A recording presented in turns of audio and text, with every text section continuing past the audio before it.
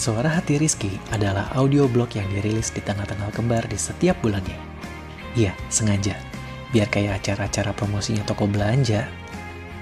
Oh iya, versi tulisannya juga bisa kamu baca di halaman blog.rizkydwika.com.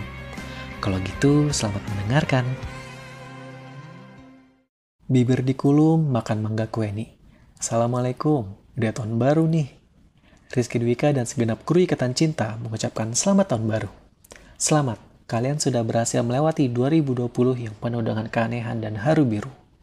Sedikit mengenang setahun silam, 1 Januari yang lalu kita mengalami banjir yang merata di Jabodetabek.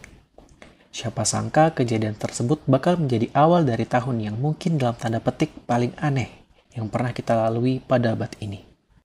Secara cepat gue mau nyebutin apa aja kejanggalan yang udah kita lalui secara bersama. Mulai dari Lucinta Luna ditangkap karena narkoba, COVID-19 masuk ke Indonesia, masker jadi barang mewah, nasi kucing dipakai buat nangkal wabah, terawehan sama sholat id di rumah, Indosiar stop dangdutan selama 6 bulan, capres-cawapres pada reunian, KKI bisa bikin 2 lagu, sampai Ayu Ting Ting go public sama pacarnya yang baru. Nggak taulah, kalau kata orang Bekasi mah, 2020 ini emang tahun yang paling ngablu. Coba, kebayang nggak sih? Awalnya kita bisa bebas leha-leha kemana aja. Giliran masuk ke bulan Maret, jeder, COVID ikutan masuk ke Indonesia. Gue inget banget waktu itu, pertengahan Maret 2020. Dari Bandung, gue pergi ke BSD buat belajar di bazar buku. Habis itu, gue juga nyempetin balik ke rumah di Bekasi, langsung besoknya naik Argo Parahyangan buat ngejar kelas Jumat pagi. Gue pun menghabiskan akhir pekan di salah satu kafe buat ngerjain UTS sampai malam hari. Karena kaget kena angin Bandung yang dingin, ujuk-ujuk hari itu gue kena demam. Keparnoan gue pun dimulai pada saat itu. Gue balik ke kosan, gue bed rest, pas lagi bed rest, buset. Gue baca di berita ada menteri yang kena COVID. Semua orang waktu itu akhirnya pada panik. Termasuk gue yang jidatnya lagi panas-panasnya. Sambil kompres jidat pakai bye-bye fever, tiba-tiba gue dapat kabar kalau ITB bakal ditutup selama 2 minggu. Gak pakai mikir, besok paginya gue langsung ke klinik kampus.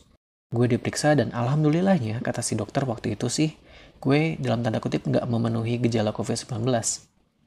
Begitu kelar nebus obat, gue langsung cus pulang ke Bekasi karena takut kenapa-napa di indokos sendiri. Sejak hari itulah, perubahan paling wadidaw di 2020 terjadi pada hidup gue, dan pastinya dialami oleh kita semua. Gimana enggak? Saat itu, hampir semua sektor disuruh bekerja dari rumah. Bepergian jauh-jauh dan ngumpul-ngumpul kayak biasa pun juga udah dilarang. Alhasil, segala interaksi antar manusia dilakukan secara virtual.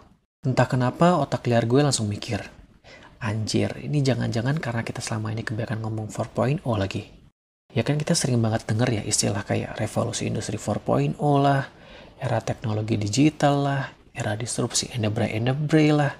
Nah loh, kejadian beneran kan sekarang? Sepanjang 2020, kita menjadi manusia virtual yang kerjanya masuk kamar, ngatur latar, terus belajar dan ngomong sendirian di depan layar. Akhirnya, gue jadi lebih sering ngedokem di rumah. Gue tidur subuh, bangun zuhur, kuliah, nge-tweet, nonton Jada Depok di Brownies, sambil berjuang menyelesaikan tesis. Sedihnya lagi, tiket promo gue ke Manila yang harusnya berangkat Maret kemarin akhirnya batal. Rencana pergi ngeteng sendirian pakai kendaraan umum sampai ke Padang juga batal. Saking sedihnya, gue pernah ada di posisi di mana ke Indomaret pun bagi gue rasanya udah kayak dharma wisata. Iya, manusia berencana, Tuhanlah yang menentukan. Ya, meski orang juga udah mulai pada tatap muka secara pelan-pelan, roman-romannya sih 2021 nggak bakal beda jauh dari tahun sebelumnya ya. Meski begitu, harapan gue cuma satu sih. Jangan sampai 2021 ini jadi tahun upgrade-nya 2020. Ibaratnya kayak 2020 Pro Max gitu. Please, semoga jangan. Kita udah capek banget ya kan?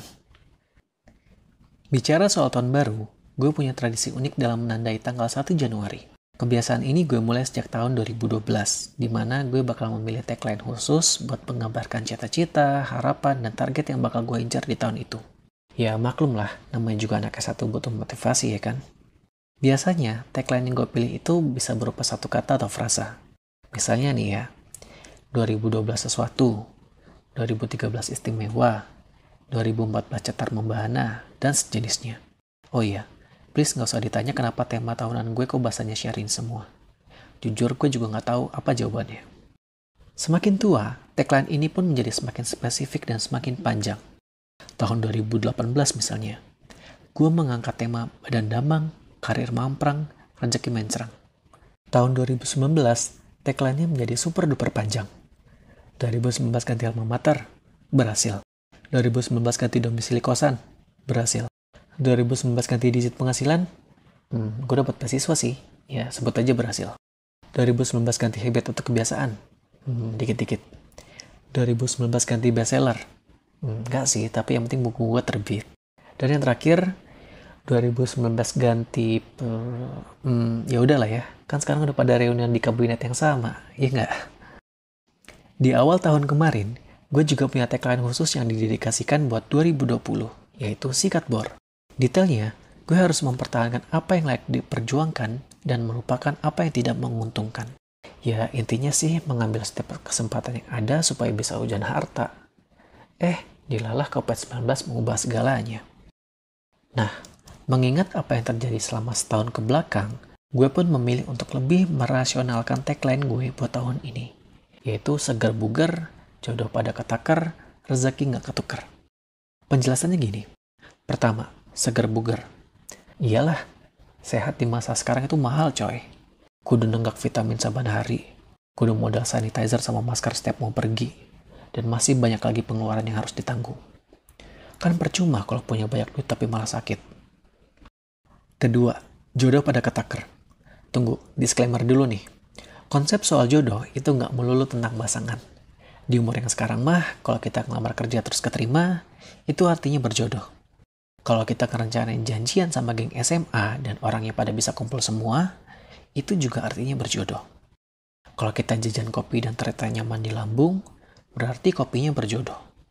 Nah, makna jodoh kan sebenarnya luas banget tuh ya. Ya, meski kalau gue ketemu jodoh betulan nggak nolak juga sih. Nah, yang ketiga nih, rezeki nggak ketuker. Bahasa ini sebetulnya gue ambil dari hashtag yang sering dipakai sama Ayah Ruben di Instagram. Dan gue sebagai duta geprek bensu sekaligus halu-halunya pewaris saham PT Onsu Pangan Perkasa, gue punya panggilan hati untuk mengamalkan hashtag itu juga. Sama halnya dengan poin kedua, yang namanya rezeki itu udah ada yang ngatur. Kalau kita udah usaha maksimal tapi emang belum rezekinya, yang nggak jadi dapat. Kalau kita udah usaha tapi emang ada faktor yang mengganggu, ya rezekinya bisa lepas karena kita emang nggak bisa mengantisipasinya. Kalau dipikir-pikir, rezeki itu udah kayak kena COVID aja dah. Misterius. Ada orang yang resik banget. Orang yang pokoknya ketat banget. Gak pada kongko-kongko, kena positif. Sebaliknya, ada orang yang selebor banget. Kerjanya nongkrong mulu di Instastory, bahasa kasarnya, malah dia gak kena-kena. Udahlah, kita optimis aja lah. Kita berharap yang baik-baik sama Tuhan, karena semua makhluk emang udah masing-masing pada dibuatin jalan. Meski 2020 banyak berita buruk dan kejadian mengagetkan, kalau diingat-ingat, banyak yang bisa gue syukuri yang terjadi selama 2020. Sebagai contoh, ide coret-coret gue yang pas lagi nungguin sahur tiba-tiba bisa kejadian, yaitu bisa buka usaha warung nasi pecel yang udah jalan selama 2 bulan belakangan.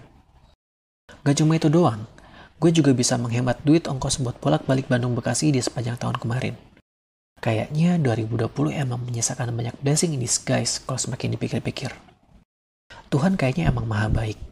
Bisa aja kita kesel karena rencana yang udah kita susun matang-matang gagal semua, tapi percaya aja kalau ternyata ada hikmah yang disiapkan di balik itu semua. Coba deh ingat-ingat lagi. Hal apa yang paling lo syukuri sepanjang 2020 kemarin? Gila, bijak banget ya gue. Pesan terakhir dari blog ini, terima kasih sudah mendengarkan Suara Hati Rizky. Doain biar gue konsisten mengeluarkan Suara Hati Rizky di edisi lainnya. Mohon maaf apabila kesannya masih ala kadarnya. Ya namanya juga usaha, yang penting mah dimulai dulu aja. Tetap sehat, tetap semangat, stay safe, stay sane, karena percuma safe doang kalau jiwanya nggak sane. Ingat selalu pesan ibu. Ya meski gue juga bingung sih, emangnya mak kita pada ngomong gitu ya? Kayaknya sih nyokap gue terakhir nyuruh gue matiin kompor ungkepan ayam. Yaudah, intinya gini sih. Tetap rajin cuci tangan, pakai masker medis kalau perlu karena udah murah by the way. Jaga jarak dan juga hindari kerumunan. Kalau lo udah merasa capek banget dan butuh pelesiran, pilih tanggal dan juga tempat tujuan yang gak begitu ramai sama orang-orang.